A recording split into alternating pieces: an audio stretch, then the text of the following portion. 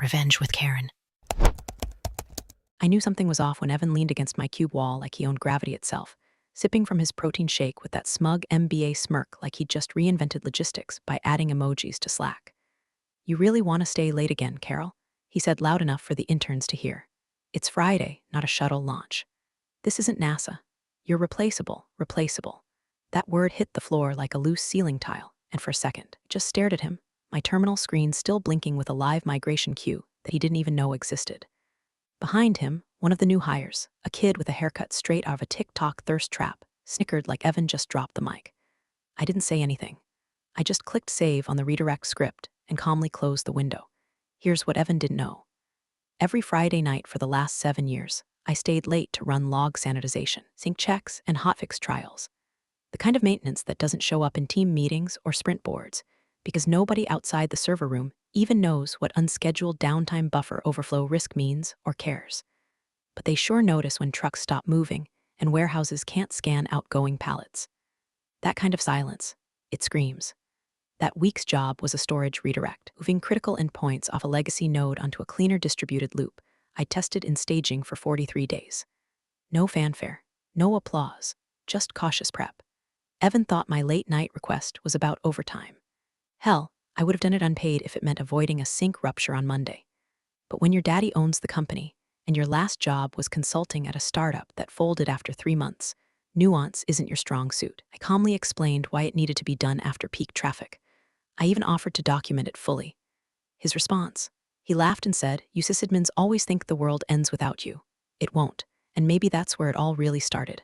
Not with the code, not with the Friday, but with that moment, that sentence where I realized they weren't just ignoring my work, they were daring it to matter." By the way, if you've ever had your entire project tank because someone in khakis thinks servers run on vibes and vision boards, go ahead and hit that subscribe button. And toss a like our way while you're at it. It helps more than you know, and trust me, this story, it only gets worse before it gets satisfying. So I nodded at Evan, not out of agreement, just acknowledgement, like you'd give a goose honking at a storm drain. And I went back to work, clicking through the migration queue, setting it all up so clean and quiet it might as well have been an act of mercy. Around 3:12 p.m., I filed the migration readiness memo, complete with a labeled contingency map and inline comments. I even highlighted the soft shutdown threshold. Sent it to the whole team, CC'd Evan, flagged it urgent. He replied with a thumbs-up emoji. No one else responded. At 4:35 p.m., I submitted a simple request via HR to stay late and complete the redirect that night. Just 1 hour. No overtime. A box ticked on a form. By 4:40 p.m., I got a Slack ping. "Come to the breakout room. Now." Evan was waiting, standing like he was about to propose a TED talk. 3 people from facilities were there too, which made 0 sense. "Carol," he said, drawing it out like a toddler trying on his dad's tie, "we're modernizing, cutting bureaucracy. No more lone wolf sysadmin stuff." He made finger quotes around critical migration. "We need to build a culture of trust, collaboration. You'll either adapt," or he trailed off, letting the threat hang there like cheap cologne. I didn't argue, I didn't beg. I just stared at him, and behind the silence I felt it, the soft hum of systems already teetering. He didn't see it. No one did, but I did. I nodded once, excused myself, walked out. Not out of fear, out of certainty. Because the countdown had already started. At exactly 4:57 p.m., the Cube farm smelled like end-of-week relief, burnt coffee, vending machine chocolate, and that subtle collective exhale of people mentally clocking out.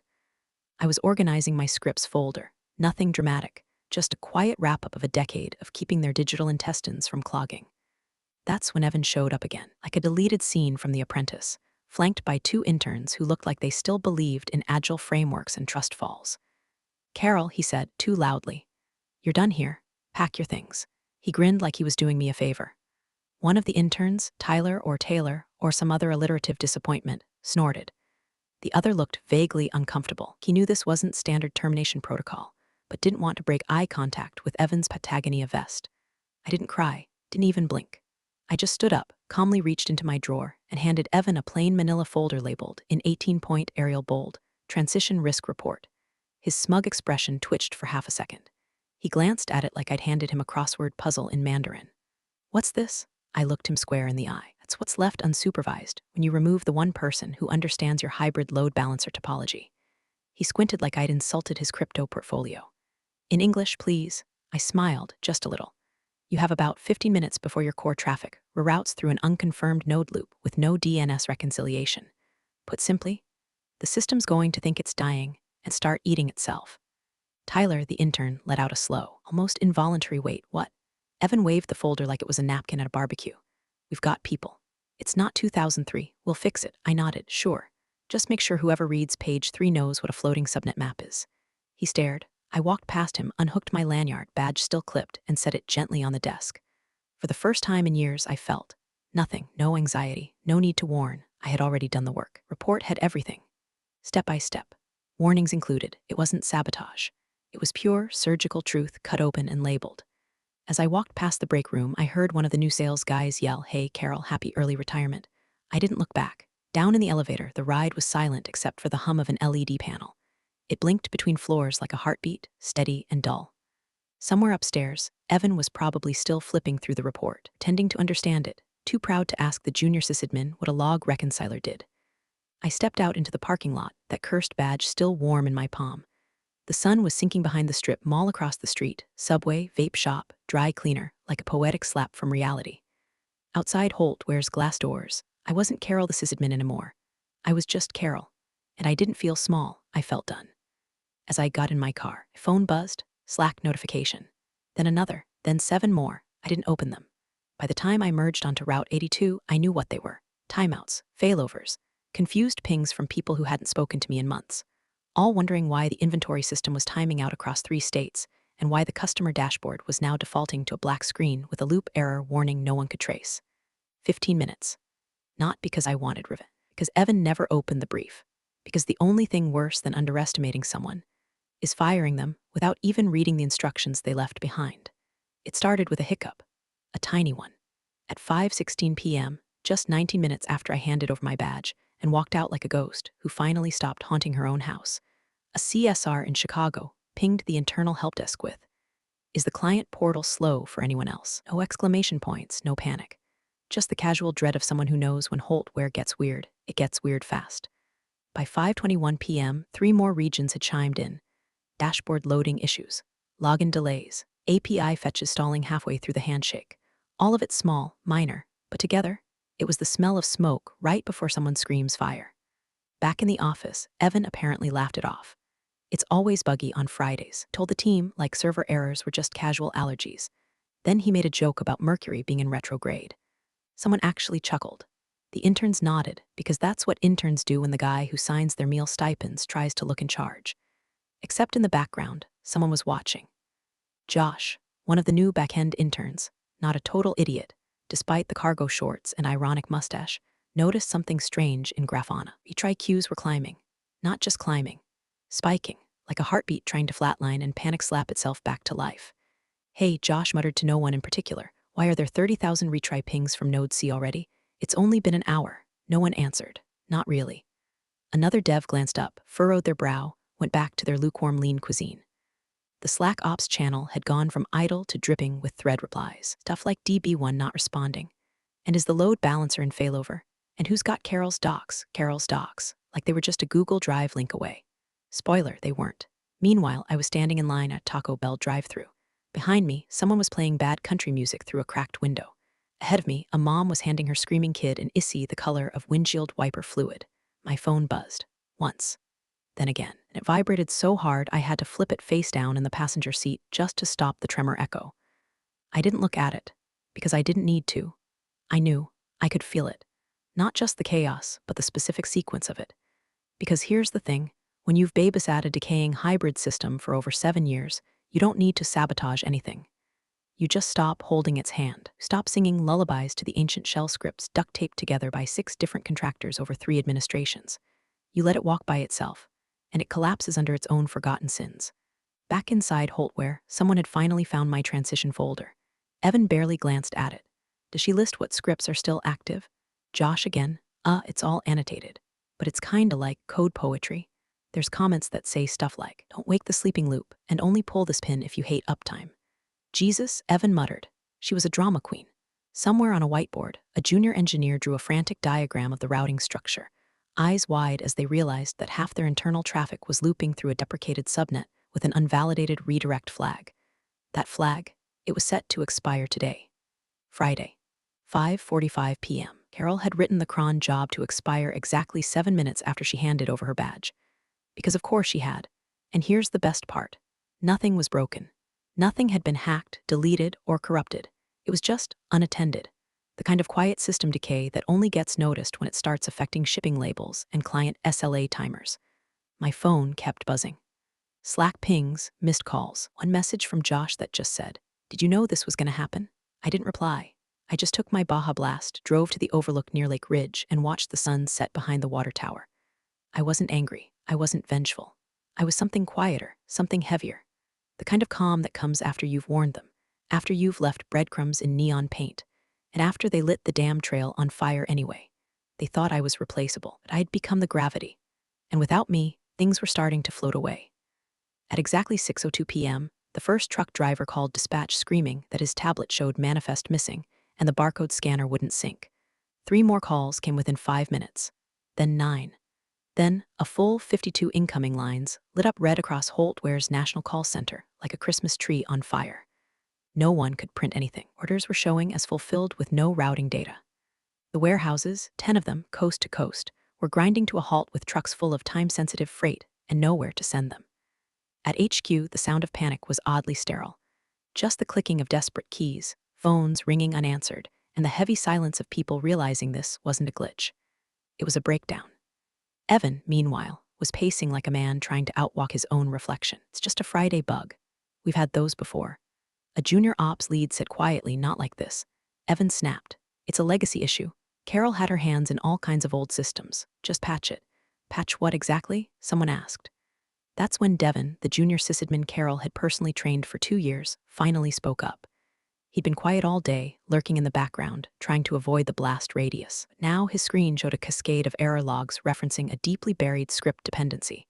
Heartbeat sync legacy 1422. "Jason, I think she left something behind," Devin said, voice thin. "Something intentional." "Evan whirled. What do you mean intentional? Like a bomb?" "No," Devin said, "like insurance."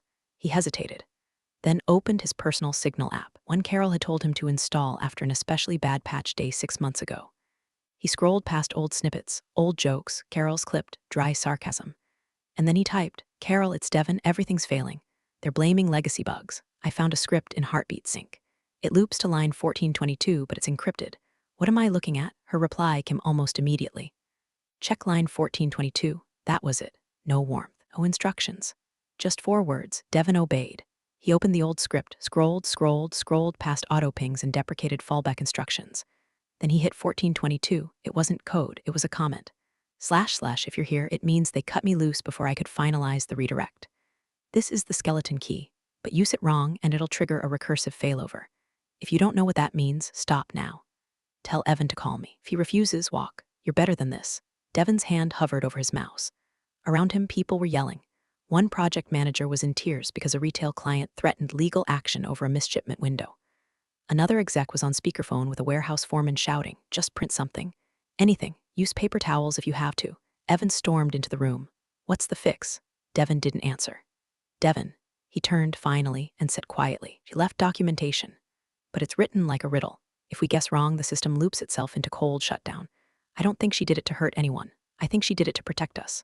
From you." Evan's face went red. "You think she's some kind of guardian angel? She's a disgruntled sysadmin with a god complex." "No," Devin said, standing slowly. "She's the only reason this place didn't fall apart sooner." At that moment, I was home. Not pacing, not smirking, just standing at my sink, washing out a coffee mug that still had the company's old logo from 2014. My phone buzzed again. Devin's message. I didn't open it, because all of this was the consequence they'd earned by ignoring not just my warnings, but my design. The system was still running on my spine. And now that I was gone, they were trying to read the bones without a map. They wanted fast fixes. But what I'd built wasn't a switchboard, living thing. And without care, it would rot exactly where it stood. They had the clues, they just didn't have me. The old man was chopping onions when his phone rang. Not his personal one, the legacy landline mounted next to the fridge, the one that hadn't rung in years unless someone at Holt were really screwed up. He wiped his hands on a dish rag and answered with the same voice he used when vendors tried to upcharge him on freight quotes. Calm, flat, dangerous. "Yeah, Dad," Evan's voice cracked. "We've got a situation." Of course they did. What kind? The staging database overwrote production. A long pause. You mirrored staging onto production? Evan's breath hitched. It wasn't intentional. I think one of the redirect scripts didn't gate the push properly. Everything's crashing. Client files, logs, shipping manifests, all of it's just gone or jumbled. We can't tell what's real anymore. Father closed his eyes and said the quietest, coldest words to ever hit Evan's ego like a lead pipe. Where's Carol? Evan paused, then lied like he always did when cornered. She quit. Another silence. This one longer, more lethal. Carol doesn't quit, the old man said. Evan tried to recover. No, I mean she left. Said she didn't feel appreciated or something.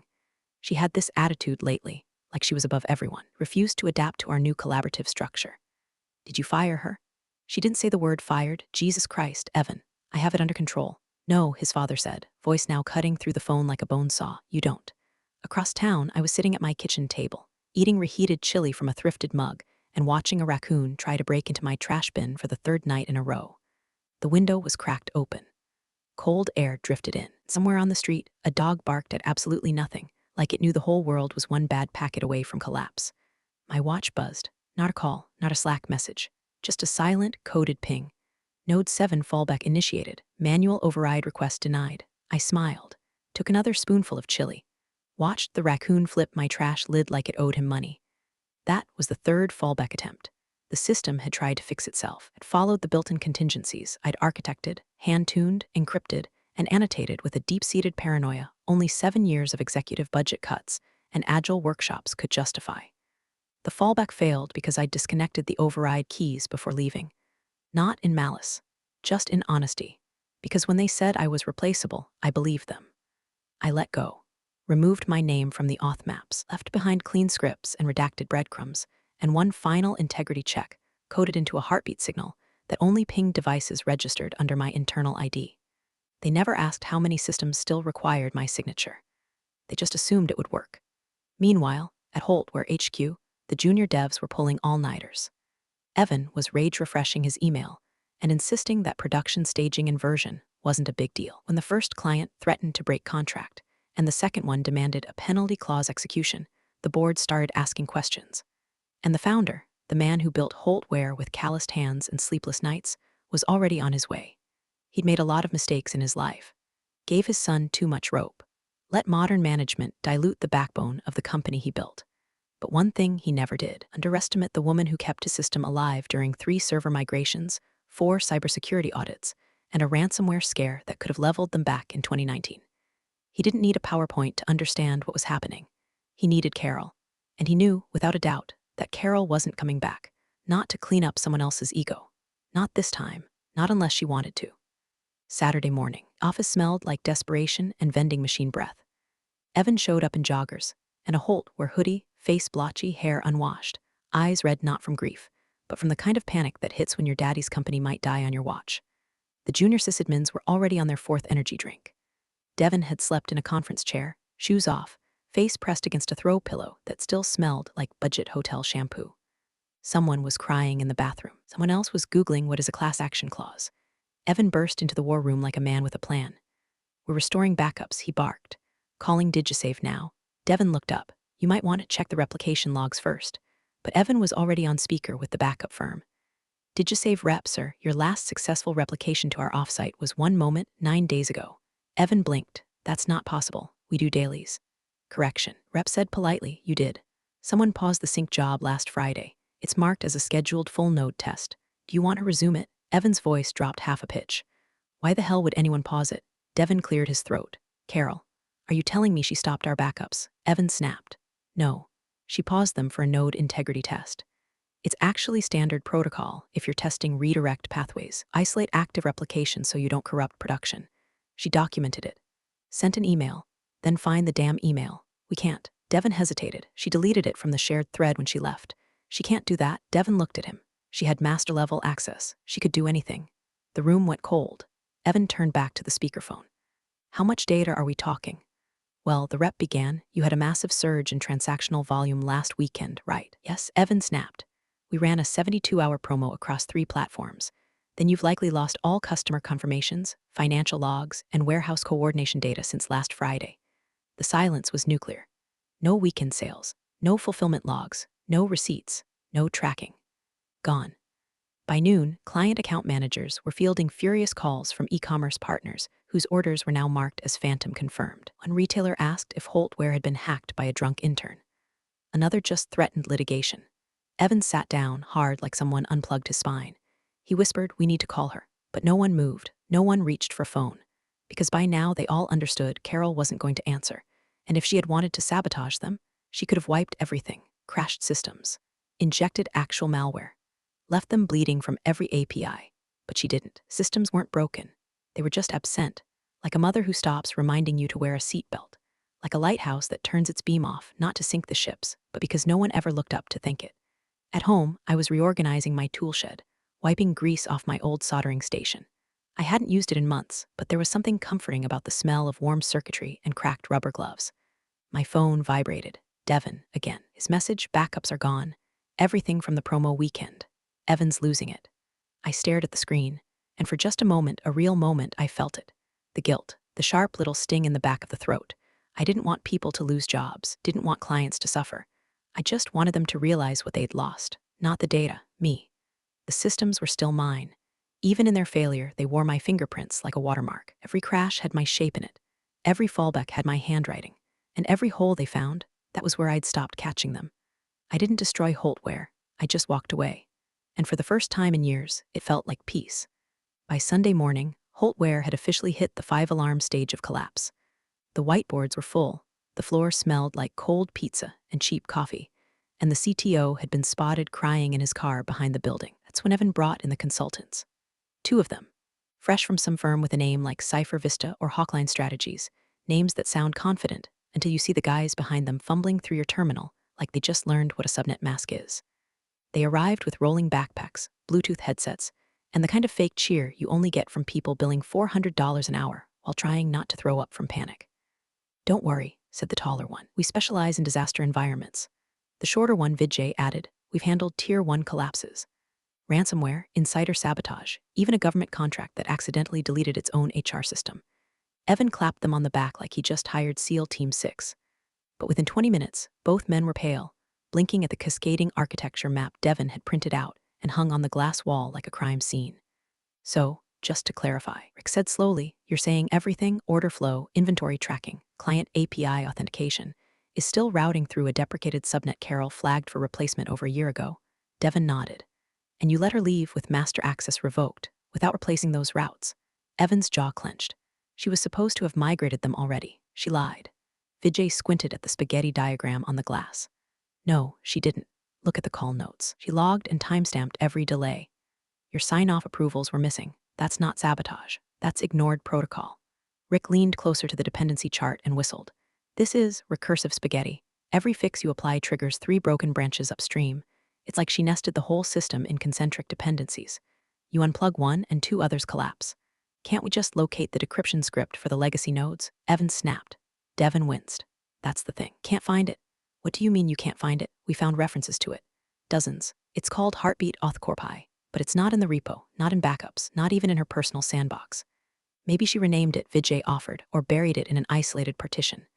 That's when Josh, the intern with the cargo shorts and permanent sunburn, muttered just loud enough to be heard. "She said something once about heartbeat pings." Everyone turned. "What?" Evan asked. "She said the system doesn't trust users, it trusts patterns. Like she programmed certain systems to only respond to heartbeat pings." Rick frowned. "Like biometric rhythms?" Josh shrugged. "More like device-based tempo. She had this old smartwatch, never took it off. Said it was her dead man's switch." "I thought she was joking." Vijay looked sick. "Are you telling me the decryption script might only unlock if a specific ping sequence tied to her personal device ID is detected?" Devin just nodded. Meanwhile, I was walking through Oak Ridge Park, leaves crunching under my boots, earbuds in but playing nothing. Just silence. Just the hum of wind and the distant bark of some overexcited terrier losing its mind at a squirrel. And beneath it all, my smartwatch pulsed once, then twice, like a phantom heartbeat. They tried another override. Probably forced a system-wide key rotation. Wouldn't work. The systems were built to reject unfamiliar rhythms. It wasn't paranoia, it was protection. I didn't smile, not really. I just sat down on a bench near the old water fountain and took out a granola bar. Back at Holt, where the consultants were spinning. Vijay suggested a total system rebuild from clean backups. Devin quietly reminded him there were no clean backups. Rick proposed a fallback to analog. whatever the hell that meant, was promptly ignored. Every fix triggered another failure. Every attempted reroute looped them back into a dependency Carol had either deprecated, encrypted, or never documented in full. Because she hadn't built the system to be immortal. She'd built it to be stewarded. And without her, it was rejecting them. Like a body rejecting a transplant. They could patch. They could reboot. They could throw money at consultants until the sun exploded. But without the heartbeat, the system would never trust them again. By 7:40 p.m. on Sunday, Holt Ware's boardroom smelled like nervous sweat and cold, rotisserie chicken from a failed catering tray. The emergency meeting was called with 6 hours' notice. Half the members were still in travel clothes, one wore mismatched socks, and the CFO looked like she hadn't slept since Q2. The CEO, James Holt SR, had flown back early from a charity gala in Aspen, walked into the boardroom like a man preparing to sign his own death certificate. He didn't shake hands, didn't sit, just dropped his briefcase onto the table and asked, in the voice that once made venture capitalists gulp water too fast, who revoked Carol's cloud admin credentials. The room froze. Evan, who'd been trying to blend into a beige corner like a nervous fern, finally mumbled, "I did." She was overstepping. James blinked once. Explain, she had control over everything, even things she wasn't assigned to. I asked her to delegate, but she wouldn't. She acted like she owned the infrastructure. Someone coughed, not a cold, a warning. That's when Madeline, the only board member who actually read the weekly risk assessments, pulled out a printed audit log. She slapped it down on the table, redacted, annotated, highlighted in surgical precision. She didn't act like she owned it, Evan. She did. Names on every compliance renewal for the past 6 years. Every SOC2 cert. Every multi-region deployment. Every vendor SLA. Every client uptime clause. Every single one. Evan flinched. She didn't share that responsibility. She wasn't allowed to, Madeline snapped. Because your father kept slashing the IT team's budget and funneling it into sales strategy pilots. James didn't say anything, just picked up the log and stared at it like it might apologize. And do you know, Madeline continued, who signed off on the 2019 infrastructure isolation policy that protected this company from the blue cipher breach that nearly bankrupted Apex Logi. Everyone waited. She did, she answered herself. Carol. And not only that, she predicted the failure vector 6 months before it happened. Someone else slid a screen forward. Was the internal incident report on Friday's staging push override. The notes were brutal. Unauthorized admin reroute attempt, failed decryption access, checksum mismatches, systemic rejection of override credentials. The lead incident reviewer had written in plain English, the system architecture is rejecting command structures from any user who is not Carol G. That includes senior admins. The system doesn't recognize current credentials as valid. James looked at Evan. You didn't just revoke her access. Evan swallowed. I deleted her profile. Silence. You deleted the one person the system trusts? I didn't think, no, Evan, you didn't. Across town, I was sitting on my porch with a cup of lukewarm tea, wrapped in a hoodie older than their new CTO. The sky was purple-black, the air damp, headlights rolling lazily down the street. My cat was trying to murder a moth against the window pane. I was enjoying the peace that only arrives when everything behind you is burning and you're just done watching. My phone buzzed once. LinkedIn. I opened it. Hey, Carol, big fan of your incident handling at Holt Ware. I'm the CTO at Atlas Freight. We're rebuilding our backend and could really use someone with your expertise. Let me know if you're open to a conversation. No emojis, no buzzwords, just quiet recognition from someone who knew what it meant to hold the line, while the rest of the building chased KPIs and motivational posters. I didn't respond. Not yet. I just stared at the message, then looked up at the stars. Back in the boardroom, James finally spoke, voice low and firm. Do we have any system left that she didn't architect? Devin, who'd been brought in to answer tech questions, swallowed hard. No, sir. Even the ones she didn't build. Run through the ones she did. So what can we recover? Devin hesitated, whatever she documented. And what if she didn't? Then we can't. James stood there for a long moment. Then he slowly sat down at the head of the table. And the truth finally hit all of them at once. Carol hadn't been a technician. She hadn't been support. She hadn't been replaceable. She was the system. They just hadn't noticed until she was gone. Monday morning started not with a crash, with a blink, a soft, polite system notification. It didn't scream. It didn't flash red or shake anyone's screen. It simply appeared across every terminal, every client dashboard, every internal monitor like a church bell that rings once before the fire consumes the steeple. Node authentication failed. Master sync disabled. No option to dismiss. No retry button, just the words. And then, nothing. Devin was the first to notice the eerie silence. The room, usually full of beeps and clicks and the soft hum of transactional traffic, felt vacuum-sealed. Even the coffee machine had stopped hissing, like it too was holding its breath. He whispered, "What the hell just happened?" Rick, the overpriced consultant, looked like he'd just been slapped with a frozen trout. "It's not just a failover, it's a root-level rejection. The system just shut the gates." "Why would it do that?" Evan barked. Vijay, pale and sweating, read the logs aloud. "Heartbeat pattern invalid. Node trust revoked. Master sync terminated." Evan's voice cracked. "So, reset the master. Re-establish sync." "You don't get it," Rick snapped, panic now replacing polish. "The master node doesn't exist anymore. It's offline, it's gone. And the secondary nodes, they were slaves to that sync key. Without it, they don't know each other exists." Devon whispered, "It killed the brain." And then came the noise, phones exploding off the hook. Clients screaming, emails pouring in, subject lines in all caps. "Order system down, can't log in, error 503 worldwide, refunds. Where's our data?" In the boardroom, James Holt stood facing the wide office windows, watching the city start its week like any other Monday, oblivious to the digital avalanche behind him. He turned slowly to Evan, who looked like a man waking up inside his own funeral. "What did she say?" James asked quietly when she left. Evan's lips moved. No sound. Then she said, "Good luck." James nodded once, not angry, not surprised, just accepting. Outside, teams scrambled. Tickets surged. The consultants were muttering about disaster declarations and insurance clauses. Someone from legal asked about client indemnity. HR started drafting an internal email about unexpected challenges. But none of it mattered, because what shut down wasn't just a system. It was the system, one Carol held together with late nights and code rituals. The one she wrapped in fail-safes not to protect herself, but to protect the company from its own ignorance. The one that, when finally asked to choose between logic and trust, chose neither. It simply stopped listening. Somewhere else, miles away, and a million light-years from the noise, Carol sat across from a panel of 3 interviewers in a sunlit room. The windows were wide open. Ease lifted the ends of her scarf. The woman in the middle, a VP with kind eyes and no tech jargon in her questions, asked, "What was your role at Holtware?" Carol paused, not for effect, just to consider whether she even needed to answer that anymore. She smiled. "I kept everything alive, until I didn't. No vengeance. No burn it all down swagger, just consequence." She didn't press a button, didn't destroy, she left. And gravity remembered who it used to orbit. You're the real stars of the corporate jungle. Thanks for watching. Hit subscribe, or I'll flick the switch on your old cubicle memories.